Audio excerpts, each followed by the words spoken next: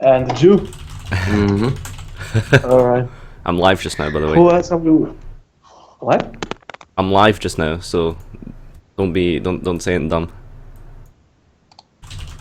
Why are we live from now? Be quiet, Demis. He said you shouldn't. Why not? That's what the plan was. Joshua. Give me a second. It I should can be add streaming. Robin. Yeah, okay. I'm live. I'm gonna post this everywhere. So I can speak freely, or people watch us? People are watching us. People Yes, are watching. that's how streaming works. That was I mean, right now, literally. Okay. right now, man. Right now. Okay. Going live on CCG's channel. Come hang out.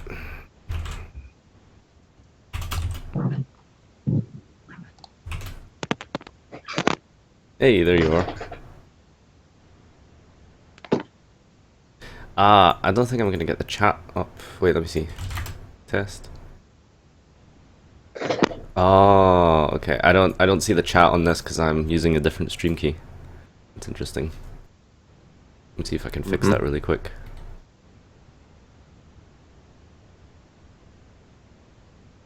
Can I share a post with the Facebook page? I guess so. I'm trying. Where did you post? I've posted on my On your page, page? and then I'm gonna post it on Zodiac. I can post it on the CCG page as well if you want. No, I was just gonna share it, but you can do that as well. Yeah, okay. I swear I'm sure Eugen said he was gonna join. Oh, I have it. I found it. Oh my god, GlasgowYGO. Alright, I'm gonna change the stream title. What should I put it to? Whatever you want, Going man. crazy. Whatever you want.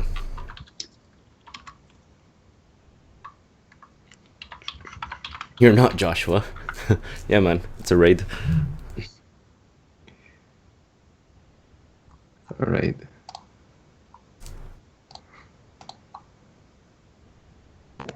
Did Robin get back to you? I mean, I added him to the call, but apparently he's not online. Classic Robin. Like 5 minutes or something. Then we can start. Who else are we waiting? Robin, Eugen? Eugen, Pretty sure Eugen said he was gonna join, but he hasn't said anything today. yeah, whatever.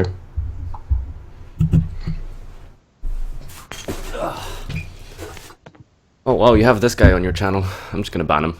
Oh wait, I'm not an admin of your thing. Who? 10-year-old kid from the UK spamming LCG, LCG.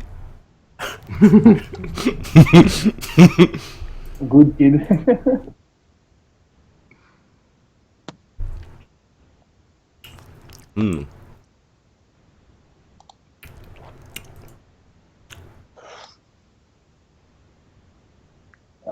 My light sucks. How are y'all doing today, stream? Your light or your life? For Christ's sake, Jew. Of course I said my light. Can't say that!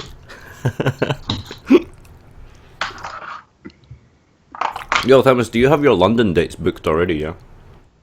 Yeah, yesterday. I'm gonna do the road trip with the whole staff.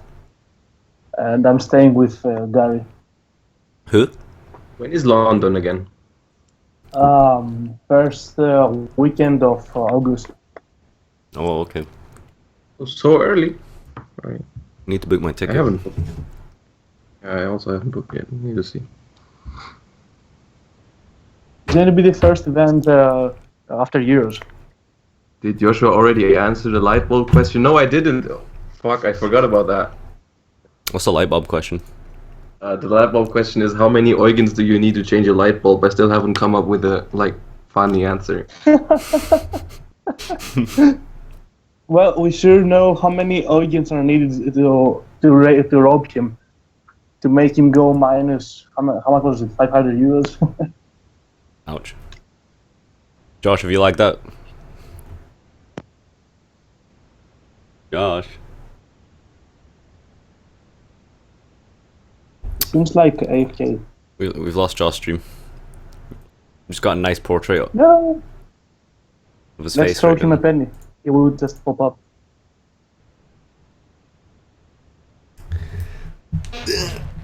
Sorry for the delay stream. Like probably like I don't know, start out in like 5 or 10 minutes once Josh fixes his Saudi Arabian internet.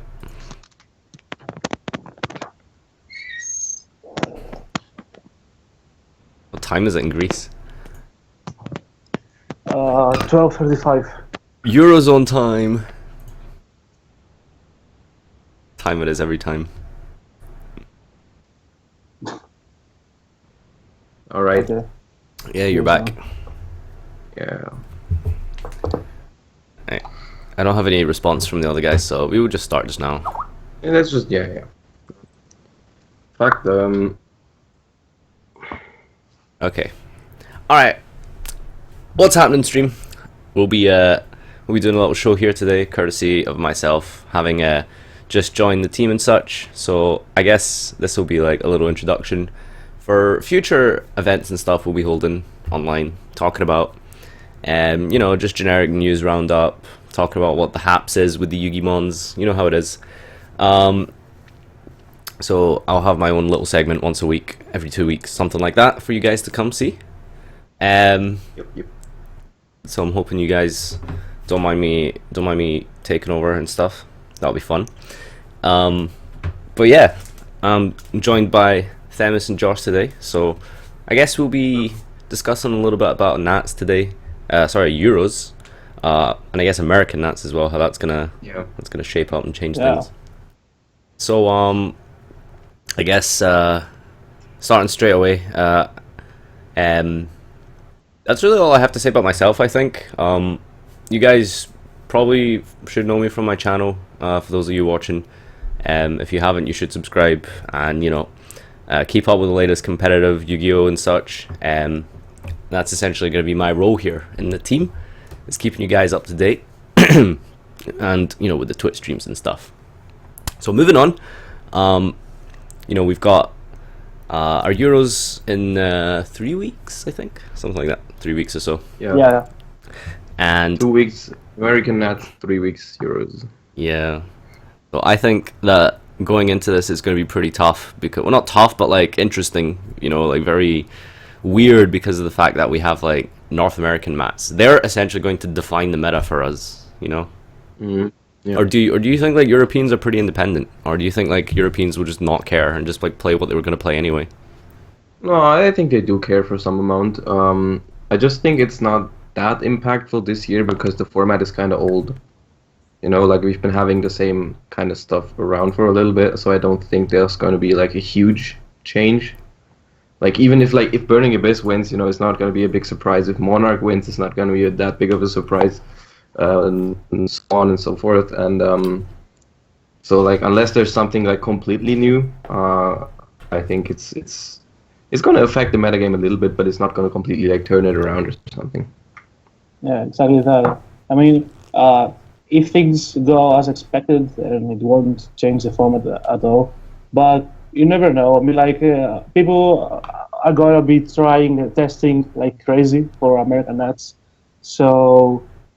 Yeah, we could expect seeing different lists and other stuff. But yeah, if BA wins it or Monarch wins it, it's something we all expect. See, the thing is though, How was it's it like, last year, by the way? Like last year, Euros was before Americas, right? I don't remember actually. Was it Euros came first? Someone in the stream chat can help us out. Because like that would be interesting to know, right? If there was any impact from that. Yeah, that's true. What won Americas last year? What won? Last year, America's Noah, Nats right? was Burning Abyss mirror match in the final. Yeah. so that was different. For Euros, we had Necros didn't win. I think they were before us. Necros should I know also it, Mirror I Match. also think so. Yeah, okay. Stream's confirming that North American event was 1 week before Euros, so they've flipped it around this year. So Euros is going to come after this time round, and I guess nothing really changed last year too much, right? we had Burning Abyss winning American Nats, right? And then I think they were still not overly represented at Europeans. Burning Abyss always have a high turnout because Italians, for some reason, they love that deck. Yeah, that's true. Why shouldn't they? So yeah, I don't know if if it's always like that big of an impact. It's also like people are preparing like whole national season, and I'm not sure if they're gonna change their deck 1 week before the event. Like many of them, some will for sure, but Yeah. Well, I think like the really like competitive players will definitely like adapt if something completely that's new. for sure. Yeah. I can't really It's think not of anything necessarily though. about like what's going to win. I think it's also like if there's going to be like 30% of a certain deck, that's definitely going to have an impact on certain tech choices. Because like if you feel like people are more in the favor of Burning Abyss right now over Monarchs, for example, that could influence your choice on some tech cards and stuff. Yeah. Because like any of the big decks can win. It's more about predicting what is actually going to be played the most. Yeah. what will That's a play the bigger- most and what's going to be represented at the top 8 and top 4, etc. Most of the people don't care what wins Euros or American Nationals. Most of us care about who goes to Worlds and the top 8. Like Because Euros right is there you see which decks are capable to reach the point to allow you to go to Worlds. yeah. I think the bottom line is that like nothing surprising will happen. But it's just trying to work out the demographics of each deck. So for example, like I think the European Nationals is a good way to judge like how many people like certain things. So like I feel like in the UK, like Monarchs had a super high turnout. Very few Burning Abyss. That was That was That was very notable. Like there were huge differences between the countries in Europe, which is like I find it very surprising. I don't know why, but yeah, like Italy had like a lot of Burning Abyss. Italians just love that Germany deck. suddenly Pendulum. Yeah, pendulums Suddenly were big in doing Germany, it. so it's really weird. It's like it's hard to plan this kind of stuff because like the individual countries are also different. What about in Greece, Themis? How was the regional? What was the representation like? That was bad. That was really bad. You can't call it a regional if there are like almost 200 people. But yeah, too many Monarchs, but at the top cut, it was like 2 or 3 Monarchs. The top cut was full with Burning Abyss. Some pendulum as well, I think. 1 or 2. Yeah. Yeah, I guess like I think bottom line is not much is really going to change between Euros and Nationals, American Nationals, just because of the fact that like unless something really like out there wins like American Nats or does really well, it's probably not going to do much to Europe. So I think It's gonna have really some influence on like a few percentages on usage, but I don't think anything else is gonna change. Yeah. I think it will maybe. affect more the competitive players, not like the masses, because the competitive players will look at all the tech choices people used, and they will test them and figure out their own, or if they want to use the same techs. I think the thing is though, when you go to an event like Euros or any WCQ, like you have to kind of assume everyone is competitive or tries to be competitive because like you need an invite, so you can't be shit. Of course, like getting an invite isn't like too hard, but you have to be somewhat semi-competent to get your invite, and you're traveling all the way across like Europe. Yeah. Just you're flying across. You You're do have dedicated. a big chunk of Germans though. Like the locals are always gonna be there. Yeah, of course there'll be like a lot of like local people, but like they usually fizzle out after like round 3 or 4. But if you're playing, what you expect is that all the people that will make up the numbers for the event that are from the other countries all these players are what you want to watch out for. You don't care that much about the locals because the local players and the other majority are going to be like average, but everyone who travels from the other countries are more like the danger. Danger. Danger. There ain't no danger. Yeah. All right, so I think that does it for a little kind of brief roundup here. So we're going to be talking about really quickly, I guess, like for the next 15-20 minutes. We could go through each competitive deck there is currently available, talk about the positives and weaknesses about everything. So I guess Everything is bad. let's begin with what I think probably the weakest meta deck, so to speak, is Pendulums. They haven't really done anything really notable. I think they got a few tops at Origins with Billy Break. Yeah. So what's the deal with Pendulums? Like why are they like, you know, not doing so well? What are I the think weaknesses? Pendulum is a very interesting deck because it can go so many different directions.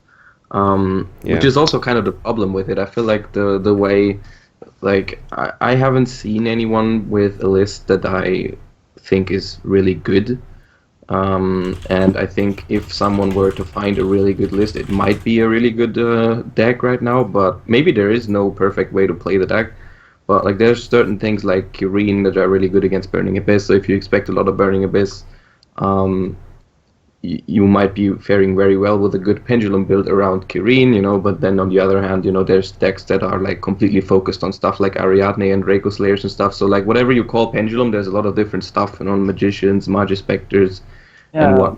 And It should be better to categorize the different Pendulum decks. I mean, like Dragon Slayers and then Magic Spectre variants. I think so.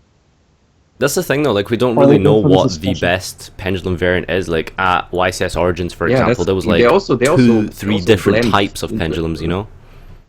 yeah, they also blend into each other like so often. You know, you see Magispectre magicians or Performapal, whatever magician, I don't know, Odd Eyes magicians and whatnot. It's kind of hard to find something that actually suits the meta perfectly. So I can imagine someone finding something really, really good there and doing well with it. But on the other hand, I also see a lot of people doing the wrong versions of Pendulum, and I don't expect to see much success coming from that. So it's kind of weird spot for Pendulum, this format. Yeah. Like I some mean, of the go on, Thomas.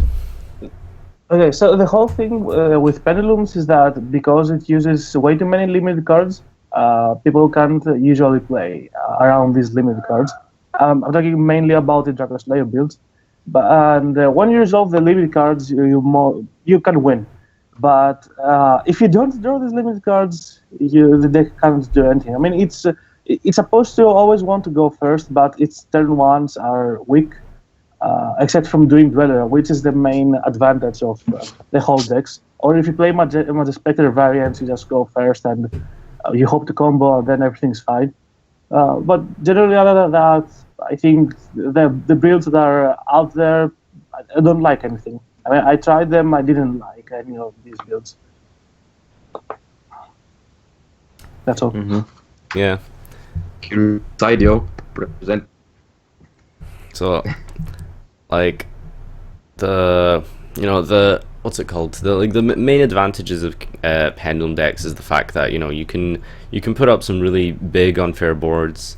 You have a lot of, you know, recurability, you have a good grind game, but of course, you know, the bad things is consistency issues because they've lost all their face-offs. Back row is really, really tough to fight through sometimes. Dart Destroyer is still a bit of a problem. Fragrance is popular. Fragrance is a massively crippling floodgate, which I think people would still play for Pendulums. Cause it's I mean, because it's so really good against Monarchs, it's just like, it's just there. You know? Yeah, it's like indirectly like good, you know. Yeah. Also, Twin Twister can be huge. Yeah, Twin Twister popping your scales. Yeah, and Monarch both play. Definitely. So I can see it doing well if someone finds a good build, but it's not like the super favorite from the beginning, I think. Yeah. And it really depends what are the others gonna play. I mean, if there's gonna be like too many Kozmo with demise, the deck has a huge trouble against it. So if you play more against that deck, they can't beat it. Or if more Monarchs switch into domain Monarch, then the deck again can beat it. And it really depends on the meta deck. What's going to happen at Euros? Yeah. I think that's really, I guess, everything kind of generally summarized for Pendulums. Next, personal favorite of mine is Burning Abyss. I think the deck is probably the most consistent deck of the entire format, without a doubt. It's very hard to not open a Dante or a Beatrice. It's very versatile. It's kind of got a good matchup against everything, except maybe Monarchs. But of course, you can play PK Fire, which has a better Monarch matchup, but then again, not that good against anything else. But I think that's kind of the Burning Abyss's weakness, is it's good against everything, but not great against everything. So it's sort of like jack of all trades. It is a really consistent deck that allows you to win. In theory, you can win against everything. There's no matchup where you're like, oh, I cannot win that. And that's something that is good to make top cut, I feel like. And the problem with the deck is that, at this point everyone is prepared for, and it is a deck that, because its power level is not that high, from my experience, a good player can very often find a way to beat the deck, just by, playing well and anticipating and playing around graveyard effects and stuff. Which is what I like about Burning Abyss. I think Burning Abyss is a good deck for the format because it is hard to play yourself, and playing against it is also a challenge, because it's not easy to play around all the graveyard effects, all the Beatrices, all the Fog Blades and stuff like that, plus hand traps are in it. So I do think a lot of people are going to go with it simply because it's so consistent, and a lot of people just choose a deck to make top cut, and Burning Abyss is definitely one of the decks that I feel like if you're playing well and you're not extremely unlucky, you're going to make top cut with it. Yeah. And I definitely think that the more experienced players, the players who are really good at the combat interactions, at board interactions, are going to pick Burning Abyss because since it's the most consistent and it has a very high ceiling, it allows you to progress farther into the tournament. I mean, not only it can allow you to reach the top cut, but if you're a very good and very experienced player with that deck, it can allow you even to win the event. But otherwise, if you're not that familiar with the deck, if you're not 95, almost perfect with the deck, you can't win the event with Burning Abyss. Especially the mirror match is super hard for Burning Abyss. Yeah, usually the better player will win that. Yeah, because both of the decks are super consistent. Both are gonna open all the Beatrice and Dante stuff. It's that deck really comes down to grind game and resource management, I think. Yeah. And figuring out these really weird TKs where you can Farfa Beatrice and stuff like that, and so on and so forth. It is really hard, I think. I think that is one of the break points where if you're not a good BA player, you can definitely top with the deck, but if you're going to meet someone who's really good at the Burning Abyss mirror, that's just going to be the end of it. I think that's my personal favorite to win the event. That's my prediction. I think Burning Abyss is going to be really, really good. I think it's fair choice. It's one of the best choices, I think, for the event. I do agree. We agree.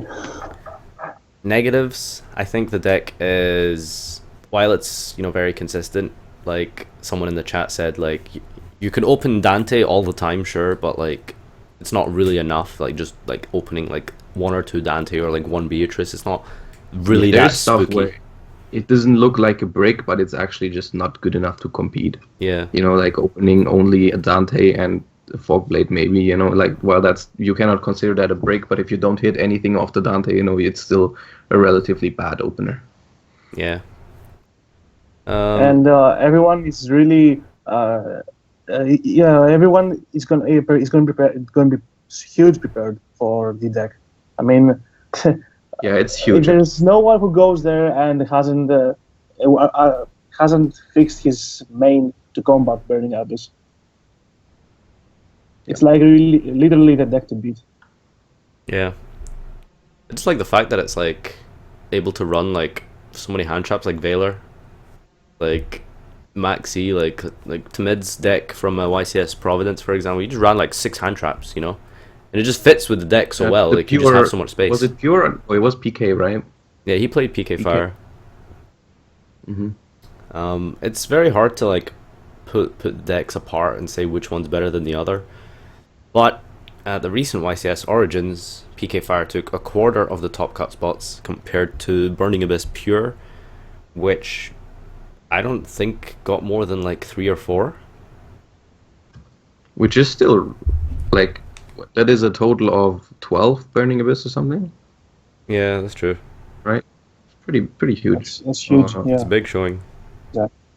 Personally, I don't think there's that big of a difference between Burning Abyss and PK Fire. I personally think PK Fire is a bit better because of I think Fogblade is huge in that deck. Yeah. Honestly, I think Fogblade is a really good card this format because like the deck doesn't want to play any traps normally, but like Fogblade being there for free most of the time is like I think it's pretty good. On the other hand, it should break a little bit more if you are running less Burning Abyss and more Venom Knight monsters, which on their own do nothing. So I guess it's a give and take. I think both versions are definitely viable. Yeah. I also agree. I think PK Fire is the most viable version because of all the traps, of the searchable traps actually, and so you have way better builds than the pure build, and it's the deck that has that can do way more stuff if you have a Beatrice on board, and pure BA can't do that much stuff. Yeah. Yeah, and someone said in the chat, Kieran. Yeah. Well, unfortunately, you're not going to be losing to yeah, Kieran of with course, Burning yeah. Abyss because it's in everyone's side deck, so you don't need to worry about Kieran. Yeah, I guess that's Burning Abyss out of the way. Next, Monarchs. Monarchs are just if the deck gets going, it's fucking insane. Like, I mean, stupidly you know good. I hate Monarchs. It's like Yeah. I hate Monarchs. you know Fuck, what, if Erebus the deck always is ripping the going- absolute best card out of your hand. It's like, yo, Yep, they always hit the best one. they always do. That's why they don't play Testalos because like why Erebus hits the best one anyways. No, like in all seriousness, I've talked about it on stream a lot as well. Like I think Monarchs, if they don't break, they are obviously the best deck. But since they do break a fair amount of the time, it just makes it statistically a bad choice if you really want to go very far in an event because you have to go through Swiss, you have to go through top cut undefeated until top 4 if you want to make it to Worlds. And at some point, you're just going to break, or you're just going to naturally lose. You know, it's not like you win 100% of your games if you just don't break. You know, there is hands which are no break, but still not really good. And there's Masker Restrict, there's Fog King, stuff like that, which is always annoying. And overall, I just think it's a scary deck to face, but I personally do not consider running it because I think it's statistically bad going into such a big tournament. Exactly. Monarch is such a great deck to top with, I think. If you want to like get far and do well, you'll definitely. I think Monarch's a good deck, especially if you're good at the mirror match. Yeah. But like you said, like if you want to go all the way, if you want to go to Worlds -- then you know it's you're gonna break at some point. Like I don't know if you guys watched Jeff Jones's stream on YCS Origins. Opening hand, What was it, like triple Kurats, right? triple I just saw the Kuras, picture. Twister Garnet, Yeah. That's where you Twister cry. and Garnet. Nice deck. Yeah, nice deck. I mean, to be fair, any deck can open that badly, but Monarch seem to like have this particular inherent issue where it's like kind of like Kozmo, where we're going to talk about that in a second, where it's like you have your pilots and your ships, and Monarchs have their tribute fodder, their tribute summon. You find that sometimes you open too much of one of the other and not enough of the other, and you can't really bridge that gap well enough. Things like Red Layer help, but if you're tribute summoning something like Red Layer just so you can search an Aether in your hand, it does like very underwhelming plays like that. And I think that no one has really managed to do anything about bridging that gap between fodder and tribute summon. Yeah, I mean, I feel like we have had enough time to where Monarch decks have gotten pretty much as consistent as possible, and it seems like it still is not enough. Yeah. So because especially like what I think is very very like characteristic of Monarchs this format is that a lot of well-known players have brought Monarchs to nationals, and they did not do very well. And some other players who maybe you've not heard of, so they took Monarchs and they won. Not necessarily, I'm not saying they were like bad players or something, but they won because the deck wanted them to, because they were lucky that day, you know. And other good players who probably played the deck really well still could not do anything about, you know, breaking at some point and losing. Exactly. This is one of the characteristics of Monarchs. Like, if Monarch wins, it's not necessarily because it's the best deck, but because like so many players are playing it, and someone is just statistically likely to not be unlucky, you know. While for the individual player, it still is not the correct choice. Yep, rule of the tournament. Someone has to win the tournament. So, you know, Monarchs win the tournament not because... I mean, if everyone plays Monarchs, Monarchs are going to win, something like that, you know. If you face a lot of Monarchs in a row, at some point you're going to lose to one that doesn't break. So it's a scary deck for sure. Yeah, I just remember the one disadvantage about Burning Abyss. Monarch like really shits on that deck like really hard, but it's funny because a lot of people still play like Domain Monarch, like just more than happy to just play like the regular standard build of just like ideas and IDOSs and no extra deck. And if you're playing something like Pendulums and Burning Abyss, like that can be a real fucking problem. Like just coming up against someone playing regular, just fucking 4 months old Domain Monarchs, you know, and you just lose to it. Like it just has that potential. The deck literally gets stomped by XYZ Monarch. Yeah, of course, it doesn't have a great mirror matchup. It's just like you're playing the same deck, but the other guy has like every advantage there is. Although you saw the Patrick Hoban match at ARG, which was really funny. He was playing extra deck Monarchs against Domain Monarchs, and it was a 1 hour 30-minute game one. Oh yeah, I heard about it. I didn't follow it though. Like I don't know what exactly happened or anything. Yeah, you can check it on YouTube. Did he win or did he lose? I think he won eventually. He lost in the finals afterwards. I mean, you can see the whole difference of the two decks. Domain Monarch had a good start, but after he got interrupted by Hoban, after Hoban and Brick, and he started interrupting him, Domain Monarch just couldn't do anything. And Hoban, after he stabilized himself, he had the game all the way. And I have seen Domain Monarch becoming a little bit more popular, and it would make sense because of BA and Pendulum.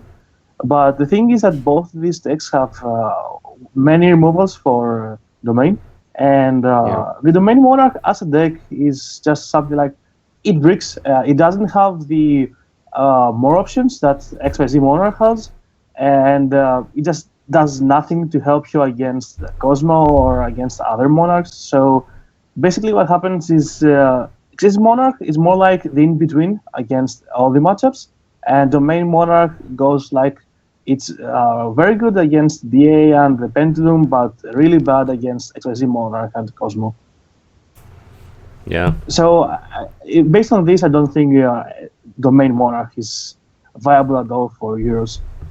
Of course, it's also super like not flexible. I feel like it's like sometimes you just open a Veiler and you Veiler Idea, and it feels like the game is pretty much over because the rest of his hand is like dead in 90% of the cases. You know, whereas other decks maybe have other plans. You know, like the XYZ Monarch can assemble Tribute Fodder. Otherwise, you know, they can open like Brilliant Fusion and stuff, and not rely on the Idea so much. And that is definitely an advantage, I feel like, in terms of not being able to like get destroyed by a single Veiler or Fogblade that you can't out.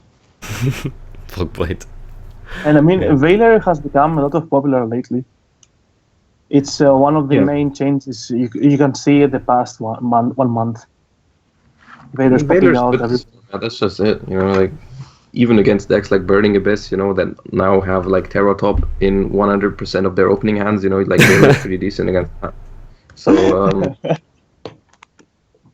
statistically proven, by the way. Yeah, of course. I definitely don't think Domain Monarchs is like viable to like do really particularly well at a tournament. But you know, if you're playing something like Pendulum or Burning Abyss, you might just get paired against that, get really unlucky, you know. And you've fucked your chance at getting a top because you've lost to like Dominion pass, you know, which you know that's enough to like just beat Burning Abyss turn 1 sometimes. So yeah, you just gotta hope you don't get unlucky if you play something like Pendulums or Burning Abyss. So next deck. The other question You though still is like, win if game 1. What you do on game 2 and 3? You literally have so few stuff to do, and they have better floodgates against you. I mean, if they're restricted, you don't have any outs, you can do nothing, while XYZ Monarch can simply just destroy the restrict. Yeah. what my problem is if the deck opens, like if the deck goes first, opens a tribute summon and all of that, and has domain on top and all of that, like wouldn't normal XYZ Monarch win often enough of the times anyways? Yeah, like You know, if you theoretically, had, like XC Monarch should just like beat if that. you had a Brilliant Fusion instead of the domain or something, or you were able to search a Stormforth instead of the domain and have your decent setup, you know, we all know Monarch still wins these games. Yeah. That's what I feel like. Yeah, You know, it's true. like kind of these options that win you like close grind games, where you don't open that stronghold, you go second and stuff like that. I'm not sure. I don't see an advantage in running domain at the moment. Yeah, agree. Well, if you're poor. I mean, a domain is good, but domain Monarch, like, you can run domain in XYZ Monarch and it's still good, you know. But I guess if you're on a Domain is budget, you good, know, but it's more. somehow if you can afford to fly across Europe, buy accommodation, but you can't afford a good deck, you know, there's an option for you boys. Sure. That's Domain not Monarch. an option. You can always ask someone to borrow your cards.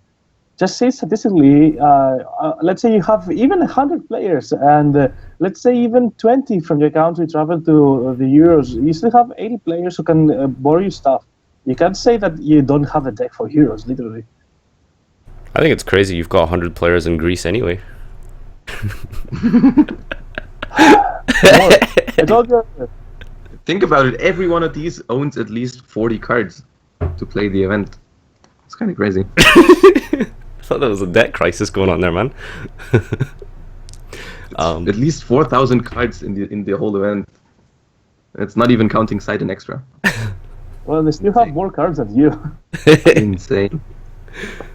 Okay, let's talk about Kozmo really quick. Mostly like Fire King variant, really, because I want to do demise stuff like at the end. Yeah. So Fire King Kozmo, combo based Kozmo, whatever you want to call it.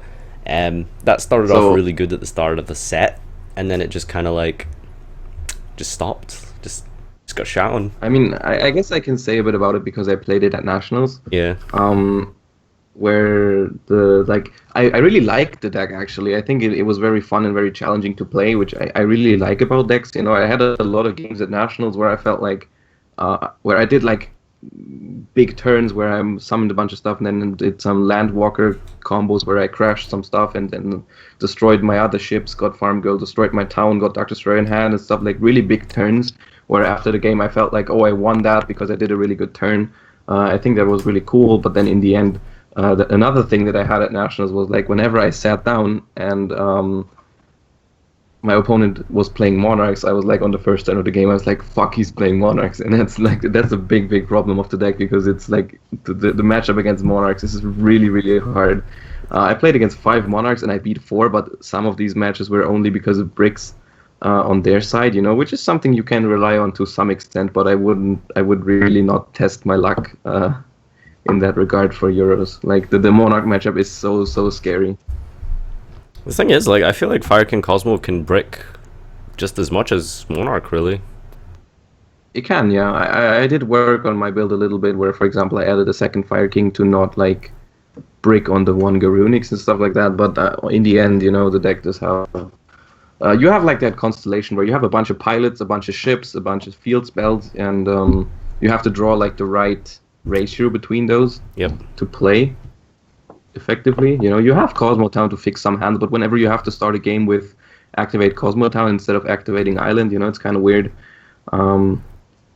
because you don't have anything to add back yet, and so basically you're starting with one card less. It's like you activate Magical Mullet or Mallet, which is like, you know, great card. So yeah, the deck is cool. I like the way it plays. You know, I like that it has these long OTK turns. but it does not seem consistent enough to me, especially because you literally cannot beat a good Monarch start. You know, like a single Stormforth Ether in hand is like you're screwed. Like just quit. Yeah, it can be that horrible sometimes. MS thoughts? Since even though it has island, you know, it's still limited on summons. You know, you have your normal summon, maybe you have a teleport, and then you have one island pop, and that's it. You know, and if that's a really good hand already, if you have a ship, island, and teleport. You know, like you don't have that every game. So, the problem with it is that it's really limited on options, and because Stormforth and Ether basically takes away a bunch of your options from the get-go. You know, like it's just not a good thing. Yeah. MS, thoughts on Kozmo? I think the main problem with Kozmo is something you said at the beginning, that at the beginning of the format, it was really popular and it was going very good, but nowadays it's like more underrepresented at the top cuts, and that is mostly because if you check out all the lists, they're mostly all the same. I mean, they have like maximum 3 cards differences, but let's say the most weird list, you can say, that has popped out in the past 2 months or more than 2 months was Albai's list from the French Nationals. When he was maining the Planet, but Planet is like something that adds more to your bricks. And you said earlier that you feel like Kozmo bricks as much as Monarchs, which I don't think is that true. I mean, Kozmo bricks, that's true. But if you go and add Planet, it bricks more. And if you go to change your main deck and add, let's say, more traps, it bricks more. If you add more monsters, it bricks more. You don't have any good spells to add. So the main problem with Kozmo is basically how the deck list, like the 40 cards you can use, you don't have that many options. If someone can just break that and not go towards demise Kozmo, of course, just keep a high ceiling Kozmo and break the 40 cards that basically the same, I think that's going to be something that's going to be really good for Euros or American Nationals. Yeah, good summary, to be honest. Not really much else to add. Like, it's pretty spot on there. I think the deck is like... I mean, Planet is an interesting topic. You know, like if people remember Marvin Weber already played like a build that was actually focused on summoning Planet at Nationals. He also went, I think, top 32 or top 16, I'm not sure. He played like super hardcore. He played like 6 field spells, triple terraforming. He even played Planet Pathfinder to grab Island and double Fire King targets and all that stuff, you know, double Planet. And I mean, it does add another dimension to the deck where you suddenly can have a pretty good Monarch matchup, you know, but the problem with that is if you're going first and you open a Planet combo in his build, you know, like that's already 2 pretty big things. That means you're going first and you're not bricking. I feel like that already beats Monarch enough of the time, because you can still summon Infinity and all that stuff with the normal build. It's like win more. Whereas if you go second against Monarchs, you know, I don't think there's even a slight chance that you can get through your Planet combo. Especially like you get Erebos, they have Stormforth or something like that. You know, it's just not going to happen. So I think Planet it's cool because it beats Monarchs in theory, which is the worst matchup, which overall should make the deck a solid choice. But it's just not. It feels just win more. So I don't know. I'm really not that fond of Fire King Kozmo at the moment. I think it was fun to play. But if Nationals was Euros, I would have not played Fire King Kozmo. Let's say it like that. Yeah. Okay. I think the Planet combo as well requires that you have a field spell, 2 field spells and Dart Destroyer, or and like yeah. So like, if you're opening that, which is we calculate it down to like 4% or something like that, you're opening that. So it's like, fuck, you know, like how is that even like a viable thing, you know? Yeah. Just don't see how that deck's like consistent enough. Infinity, Dark Lady, double Planet. Like if you open that in the version I ran, there's no Planet, and if I open that, I think the stuff that I got from it were Infinity, Levier, Strawman, Tin Can, and a searched out Cosmodro, and I get the card from Tin Can. Something like that. And I could even have a safe Dark Destroyer in hand, I think, from a town, so like the game is over anyways, right? So why would you play on that specific combo? The thing is, though, even when Kozmo opened that well, of like, you know, Infinity Lady, Dart Destroyer in hand, and a Mojo or something. Like, if Monarchs open equally as good going second with 6 cards, they can actually break that board, you know? They can, yeah, but they can't break Planet, so that's the point, I Yeah, guess. like, the But they idea can is break Planet. but it is not really gonna happen. Um, Like, they have to specifically have, I think, Idea and Erebus, right? Pretty much. You need to yeah, have way too much mad stuff. they need to be able to Stormforth twice because one will get negated and stuff like that. Return to You Dodge can negate the Lady. second And one too, right? Hmm? Can't they just negate the second one too? Well, if they have Planet, yeah, but I'm talking about like if they just open like Oh, yeah, yeah. Infinity. It's not bad, yeah. Yeah, sure. It basically needs way too much, too nuts. And if you see it statistically, you will open like 3 times more the combo turn 1 and resolve the combo turn 1 than the numbers that they will have exactly the 6 cards they need to be to. Yeah, but there's no real point about like discussing when Cosmo opens double Field Spell and Dark Destroyer, because those are games where normally it's just gonna win. It's the games where it doesn't open that and the games where it doesn't go first that are very, very problematic, especially against. I think it's alright going for second. It can be alright, but like I said, the deck is very limited on options because of only being restricted to 1 island pop per turn and 1 normal summon normally. That makes it so that even something as simple as a Fogblade or a Beatrice can really shut down your whole turn sometimes, which is very scary going second. You know, like also Strike and stuff. Yep. Yeah, so that's enough of Cosmo. Really quick. So second last deck I wanted to go over is Burning Abyss Monarch. Now, that had a interesting showing at the YCS. Interesting is the right word, yeah. Yeah, people talked about it in the past, but someone actually went really out there and they topped with it. And you know, he even misplayed on stream. He actually would have gone further. He even misplayed on stream. No, it's just interesting because like the deck like could have took it like even further, you know. So it's like, you know, is it just viable? to clarify, it was Monarchs that used Burning Abyss to make the deck a little more consistent, right?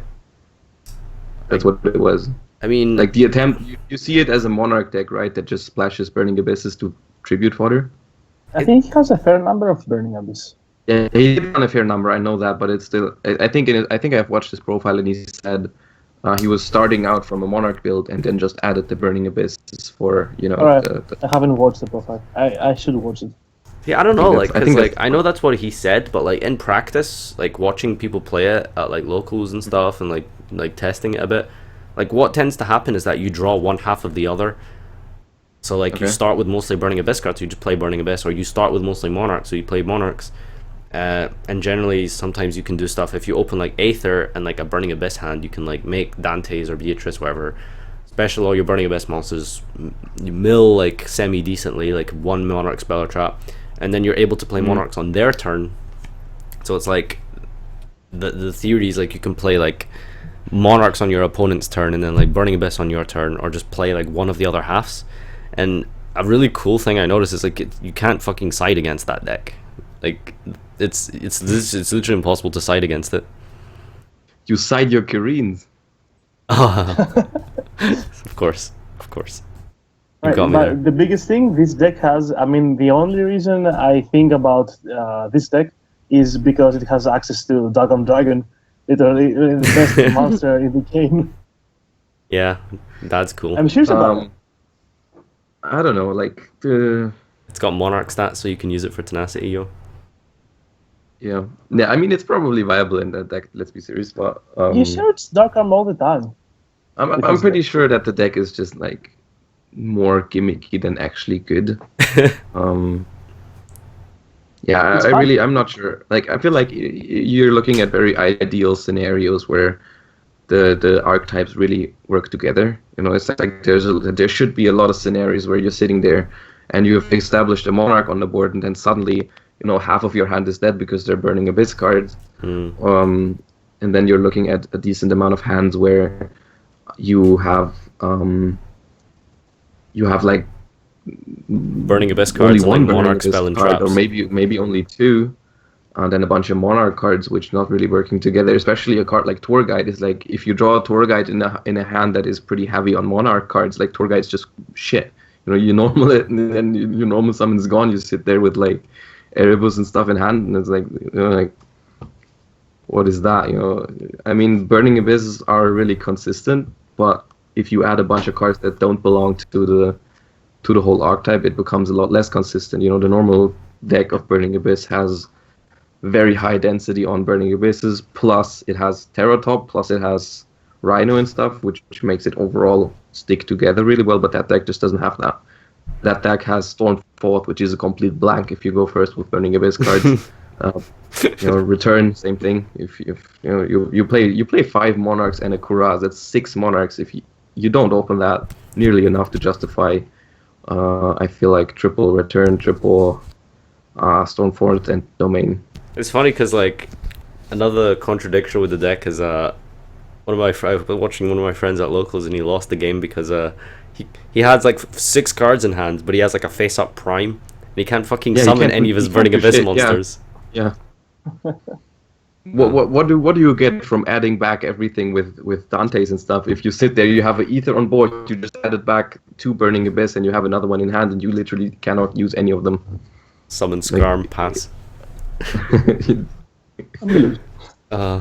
Yeah, I don't know. Maybe we'll see it do well again, but I would have to agree in it being a bit of a. No, I really don't. So I feel like there's going to be a couple of madmans bringing it, but I don't expect them to do well with it, honestly.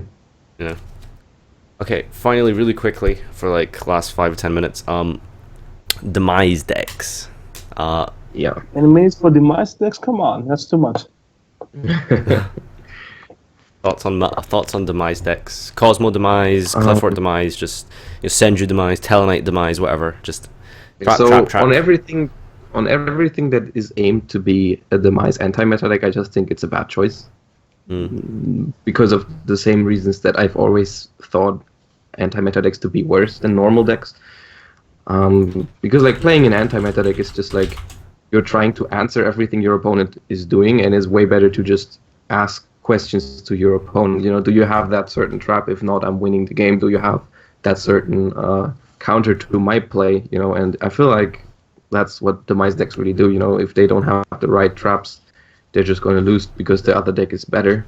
And also, needless to say, they don't open Demise in like 100% of the games. People are afraid of Demise decks because they are afraid of them opening Demise, but the chance to open Demise going first is only like 33%. Yeah, that's true. So they don't draw it. They always top deck out on 0 cards.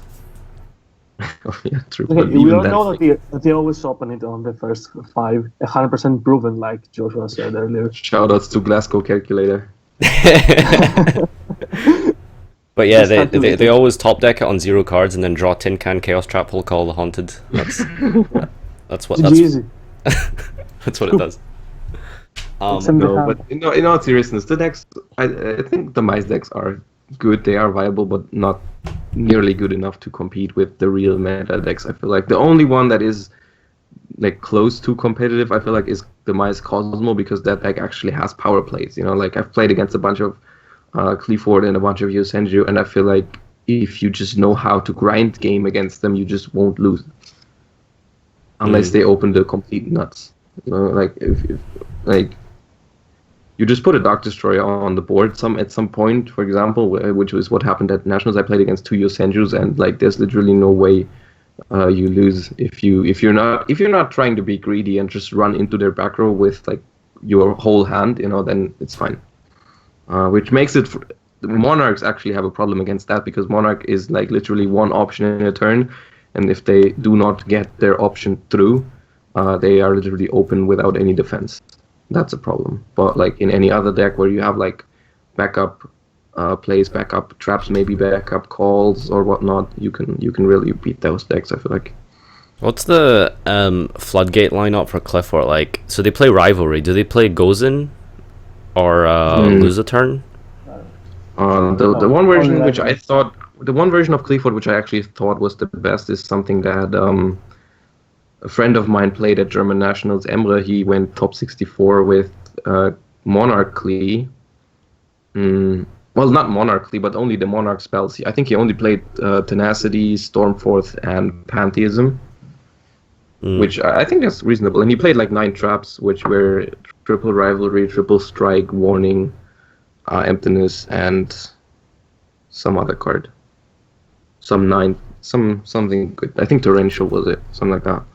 So that was the normal. I think those are like the standard traps, and everything you add on top is like very weird because it's good against one deck, but not really good against another. Yeah. I mean, Drowning is like is scary. okay. Yeah. Drowning, yeah. Drowning is good. It's good. But Drowning is also something that if your opponent plays around it, it's literally a blank. You know, like if I'm just trying to establish a board and not even attack over your stuff, because Cleafords are going to come back anyways, why would I like overextend into all that? So. Shadow Lightmare. Oh god.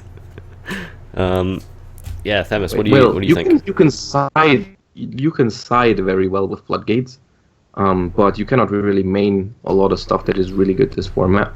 Another thing that is really bad about the deck is just statistically, if it goes second, it usually is pretty bad. Like you're pretty unfavored in all the matchups if you go second. You know, if you allow Kozmo to establish a board, you allow Monarch to establish a board, Burning Abyss, Pendulum, and whatnot. It's pretty shit if you have to play against the board when you're opening a bunch of traps. And then also after siding, I feel like the deck is super unfavored against anything because anyone at this point is prepared for the stuff. You know, anyone has the Kree, Full House, Trapstun, Denko Seka, Twin Twister, and whatnot. It's just like even if you win game 1, your opponent is going to start game 2, which is going to make him favored, and in game 3 you're unfavored because of their side deck. So I've never been a fan of anti, and I still am not. So the thing is like it even though it's like, yeah, you can put in Twisters and Denkos, it's like you need to have that card or you lose. Like there's like no deck in the format really has an engine out to like Floodgates, you know. You just kind of like have to just draw the card or not, and I think that's a very, very shitty position to be in.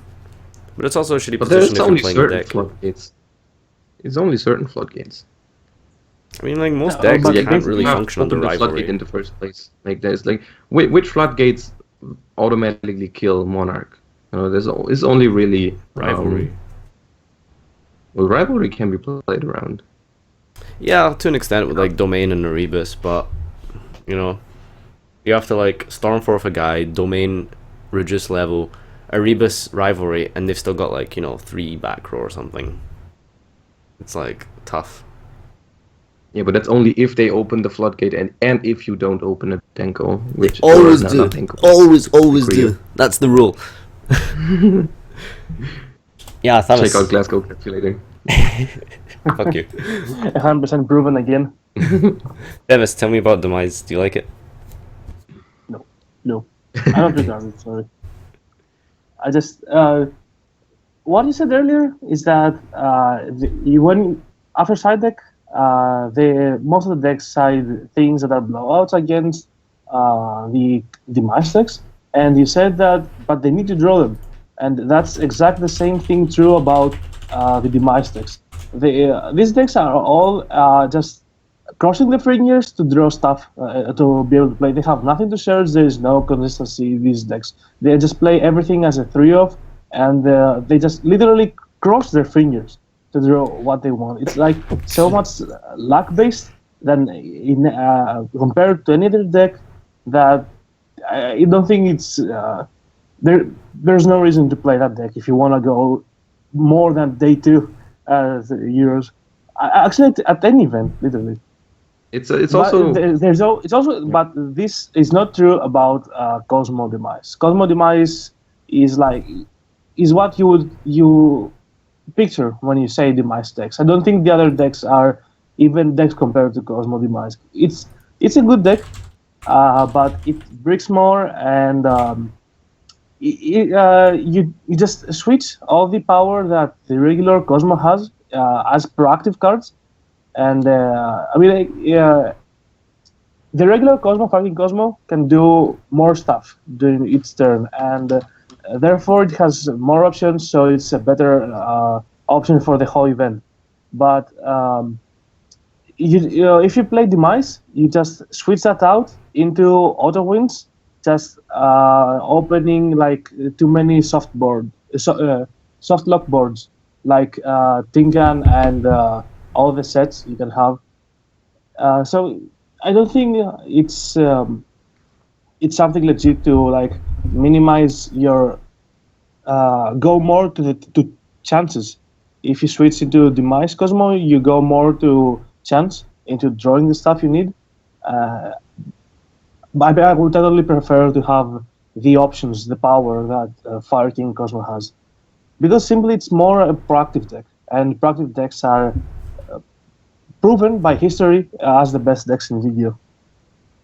I think the way to look at it is that like you're looking at it from the perspective of playing against the mice going first, which is of course very scary. But if you play the mice yourself, you know there is definitely going to be that game where you do not have the right back row, where you do not open the right floodgate, you won't open the mice and stuff like that. It's just going to happen if you go through that big of a tournament, you know. And if you sit there in top cut and you have to win the dice roll every time because you're so unfavored, if you don't, you have to open the right floodgate and the right answers throughout the game every time. You know, at some point it's just not going to happen. At some point you're just going to get hit with that decree. You're just going to hit with that Denko.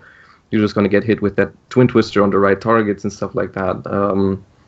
So similar to Monarchs, it can be scary to play against it, but overall statistically it's just not the best deck. Hey. Yeah, so anyone on the stream got some questions to throw at the boys here? And I guess just really finally to recap, I think my overall thoughts on everything is just like, this format is like really weird because I feel like every deck has like potential to like win Euros or Nationals, you know. I think like Monarchs, they can just come out and win the event. I think Kozmo can win the event. Yeah. Burning Abyss can win the event. Pendulum can win the event. You know, like you just it's hard to like really pick one. You know, in the end, like it needs to be your day, and you need to have just got lucky with your matchups. Yeah, it's kind of weird because there's like a certain diversity where it's just, I think it's never been like that where you had like 4 decks which were actually like not only close to each other in power but also distributed so closely. I feel I don't have the exact stats from like the last YCS, but it feels like almost the same number of people play these decks, you know, like it's very weird, but yeah. I think the main advantage this format has is that most of the decks rely too much on the board tricks. I mean, all the decks have interactions, even if it's not your turn, if it's your opponent's turn, and it matters a lot what you're literally going to do on the board. And I like that as an idea. I mean, like when you play Dragon Ruler's Mirror Match, what matters the most is your combat tricks. And that's good with this format. It's not the same as Dragon Rulers, of course, but it really depends on the matchups. I mean, if you play XYZ Monarch Mirror and both players don't brick, the match is going to be like really big most of the time. Just game one. The same is true if you play Kozmo Mirror. The same is true if you play BA against every other deck, and that's good. And also, all these decks, they are strong, but also all these decks, except Kozmo so far, support diversity, support innovation, to just play more stuff. I mean, just look at Monarchs. The Monarch started as a helmet deck, the main Monarchs, and then evolved into XYZ Monarch, which is a true deck. And BA started as pure BA, then moved into PK Fire. And if you see PK Fire as a deck, it's like crazy what it can do. And these are the main 2 advantages of the format. But mostly what I like is the innovation part. I mean, if you see the Psychic Overdrive, it's old. It's an old thing, but just look, it's a really old card, but it gave you so much potential. Just one card gives you that many extra options, and it's that these things you're looking into decks. I mean, just think of BA Monarch is also innovation part. I mean, you use one deck's engine, but then you find other stuff to use because the deck just allows you to innovate more on it. What Yeah. happened? So He was talking too much. nah. We got that sweet summary, and finally to wrap up, for the final opinion, Josh, what's your overall thoughts for Euros? Well, I'm not 100% sure on what I'm gonna use yet, but if I knew, I would not tell, of course. So I don't know. I think it's going to be interesting, even though I'm not a big fan of the format, because of some problems I have already talked about in previous streams. Just I'm more of a fan of formats where you can prepare better because there's not that many different decks at the same or close to the same level. So yeah, I do agree. Everything could win. It's not like anything at the top 3 or 4 decks would be a big surprise if it won. So yeah, I'm just gonna try finding the best solution, trying to anticipate the best, and then yeah, we'll see how it goes. Yep. I would have took some more questions stream, but I think we're just going over an hour now. And we did want to keep this short because people got to sleep and work and stuff. So I'm just gonna wrap this up really quickly. Thanks for coming out to the my first appearance on this channel. So hopefully we'll have more to come in the coming weeks and stuff. Going up to Euros. Make sure you follow Complexity Card Gaming and of course my own channel GlasgowYGO on social media on YouTube. This video podcast will be there for you to watch on CCG's YouTube channel, so make sure you subscribe to Gil to get that out. Yep. Try put that up like in tomorrow or something. I might stream later on my own channel, so feel free to join. But in the meantime, thanks to Josh and Themis for coming out tonight and joining me. Sure. And thanks everyone for coming to watch. So we shall see you guys sometime soon. Bye guys. Yeah. Bye. Bye.